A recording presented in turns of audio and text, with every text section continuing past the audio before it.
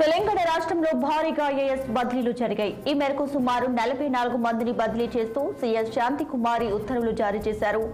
ఇదే విషయానికి సంబంధించి పూర్తి డీటెయిల్స్ మా పొలిటికల్ బ్యూరో చీఫ్ రాములు అందిస్తారు. ఫోన్లో రాములు. పరిపాలనా పరమైన చేర్పులు మార్పులు పెద్ద ఎత్తున జరుగుతున్నాయి.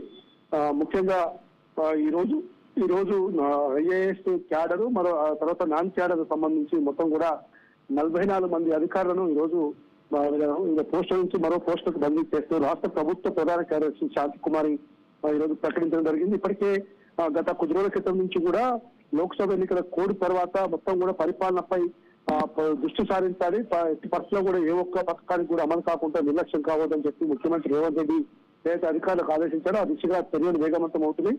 ఇప్పటికే ఐపీఎస్ ఐఏఎస్ ల బదిలీ కూడా కొన్ని ఇప్పటికే జరిగాయి. ఐపీఎస్ లో పోలీస్ అధికారుల బదిలీ, తర్వాత ఐఏఎస్ సంబంధించి జిల్లా కలెక్టర్ల బదిలీ కూడా జరగడం. ఇప్పుడు ఈ రోజు ఇంకా భారీ స్థాయిలో పెద్ద ఎత్తున ఒకటేసారి నాన్ క్యాడర్ సంబంధించిన 44 మంది అధికారులను బదిలీ చేయడం జరిగింది. జిహెచ్ఎంసీ కమిషనర్ గా ఇప్పుడు ఇన్ఛార్జి కమిషనర్ అమ్రపాల్ని పూర్తి స్థాయి అధికారిగా కమిషనర్ గా చేస్తూ నిర్ణయం తీసుకోవడం జరిగింది.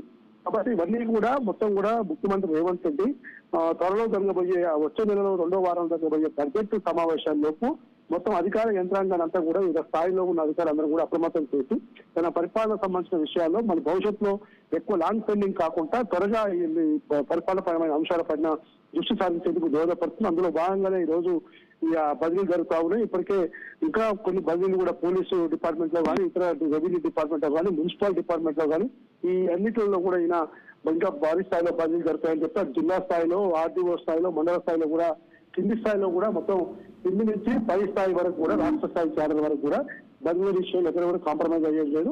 కాబట్టి అధికారులందరూ కూడా అప్రమత్తంగా ఉండాలి. ఎక్కడ బదిలీ చేస్తే అక్కడ ఖచ్చితంగా నిరంతరం 20 గంటలు ప్రజలకు అందుబాటులో ఉండాలని చెప్పి ముఖ్యమంత్రి ఇప్పటికే ఆయన నిర్ణయం తీసుకున్న నేపథ్యంలో ప్రభుత్వ ప్రధాన కార్యదర్శి శాంతికుమార్ కూడా ఈ బదిలీల ప్రక్రియను మరింత వేగవంతం చేసింది. దీపిక.